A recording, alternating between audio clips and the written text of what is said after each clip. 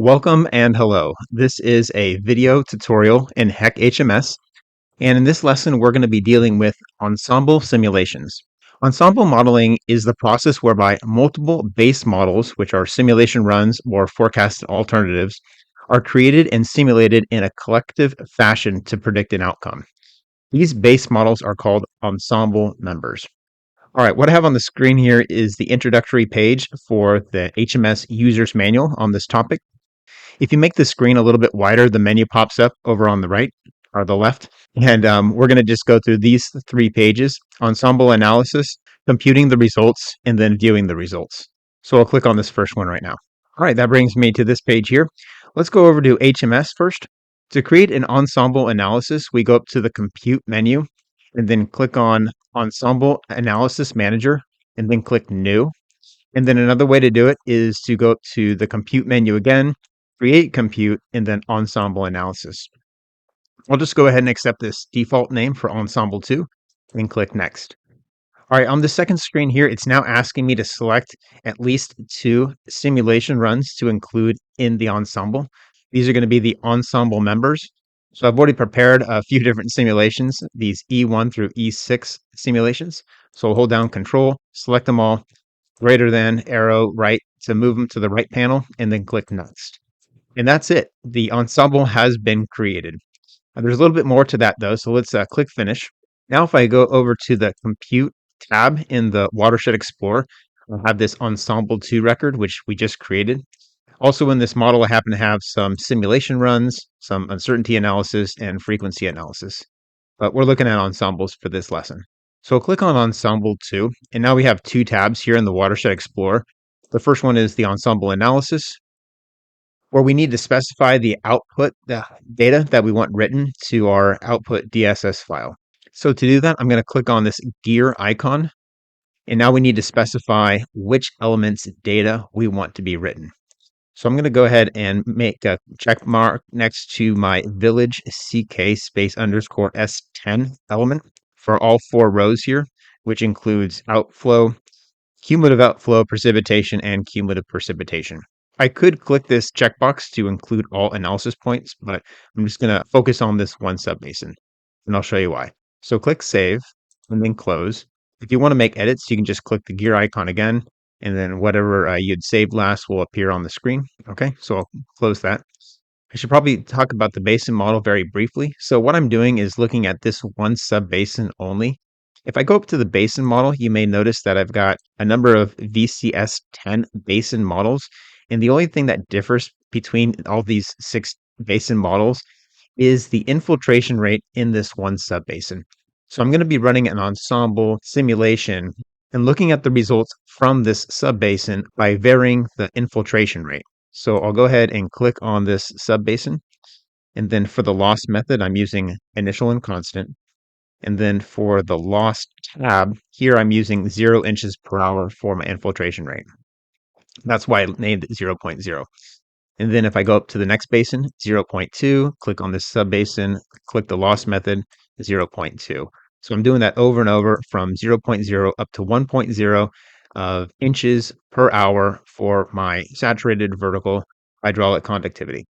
So this is just one example. You can select other subbasins, other elements, reaches, for instance, and change the parameters and then set up different simulation runs. It doesn't have to be the basin model. You can change the meteorologic model as well. So there's a lot of different options there.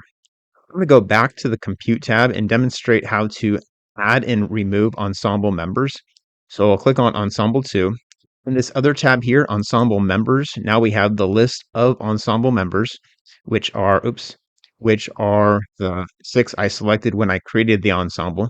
But if I wanted to remove one, for instance, this last one here, I can just click on it and then click None, and then Save, and then that updated. So now I only have 5 members. If I want to add a member, like adding that one back I just deleted, I can go ahead and click on the drop down, double click, and then select that ensemble member. Again, this is a simulation run, and then it shows the basin model and meteorologic models that were used. The user's manual also talks about how to copy, rename, and delete ensemble analysis. To do that, one way is to right click on the ensemble here in the Watershed Explorer with the results tab. The compute tab. And then you can go ahead and select copy, rename, and delete. So if I made a copy, I'd have to just call it a new name. I'll call it Ensemble 3 and then copy. And then if I click on that Ensemble 3, I'll have all the same data as before with the elements checked as well as the ensemble members. If you want to delete it, just right click, delete. And then if you want to rename it, it's right click and rename. And you can rename it that way. Also, you can copy, rename, and delete from the manager. So if you go up to the compute menu, Ensemble Analysis Manager, click on that ensemble that you want to make a copy, rename, or delete, and you can do that here as well. Next, we need to compute the results. So let's go ahead and do that. First, we need to select the particular analysis that we want to run. So to do that, we can just click Ensemble right here, Ensemble 1, Ensemble 2, or any of the other types of runs. But I'll click on Ensemble 2. That way it'll be selected up here in the dropdown on the compute menu.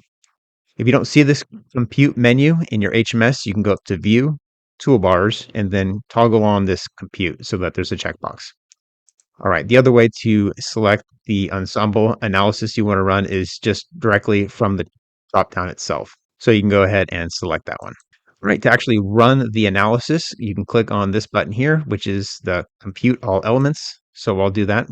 Now it's running through the 6 different members one at a time, and then recording the results for just the results that we specified for that subbasin. Another way to run the analysis is to right click over here on the ensemble and compute, and then I'll let that run. And then the third and fourth ways to run the analysis is from the compute menu. So once we have ensemble 2 selected here, I'll click compute and then compute ensembles, and then it says ensemble 2, so you know which one you're running, or multiple compute. If you do that, and then in this drop down, select the compute type, which is ensemble. We see our 2 ensembles. We can click compute and run it that way. All right, let's go ahead and look at some results real quick. So I'll click on the results tab, and now I want to expand my ensemble 2 record. Let's see, so ensemble, I have ensemble 1 expanded. There's ensemble 2. Click the plus to expand. Now I'll click on the subbasin. Now remember, we only asked for results for this one subbasin, so this is all we got. We didn't ask for results for other subbasins, reach, or any other hydrologic elements. All right, so now we have a few different graphs and table data. The precipitation shouldn't change. Yeah, so that was almost meaningless to include, but it's all right. Here's the outflow. This is the incremental outflow in a time series data set. This is the outflow from the subbasin. So we're looking at a hydrograph here. And I've noticed that besides the 6 different simulations, HMS also includes some statistical series data, such as the mean, min, max, and then also the mean plus and minus the standard deviation. I think these statistical series data is helpful if you have 20 or 50 or hundreds of ensemble runs. But if you have 6, it's really not really that necessary. So I'm going to go ahead and just remove those. I'm going to right click in the legend and then remove curve, and then just do that. Here's the mean, remove curve, and remove curve. All right, now what we see is our 6 simulation run, the hydrograph of outflow leaving that subbasin. All right, so this top run right here is 0 infiltration rate, 0 inches per hour, which makes sense. It's the least amount of infiltration, so it's 0 loss. And then we also have 0.2 inches per hour infiltration rate, 0.4 inches per hour infiltration rate, 0.6, 0.8, and 1.0 here at the bottom. All right, so that's pretty much what we expected, but it's nice to be able to visualize all that data quickly in the same plot. Okay, so I'm going to close that one. The next plot down is cumulative outflow. So if I click that, I have a similar plot. Again, we have mean and min max and all those extra records here, but now we have the total volume as a function of time for the same simulation, except the only thing we're varying is that infiltration rate. So it's not the same simulation, but the only thing we're changing is the infiltration rate. If we're curious about the data, we have some summary tables. So we have precipitation total. We have our 6 different ensemble members, which correspond to the different simulation runs. And then the total precipitation is actually the same. That's not surprising because I'm actually using the same meteorologic model. But what should be different is the total volume. Let's look at the total volume here.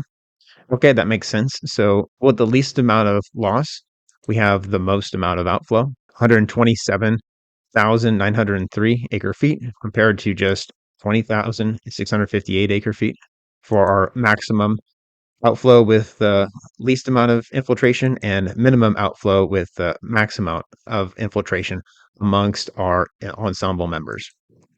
Right, and then our maximum outflow, this is like peak discharge.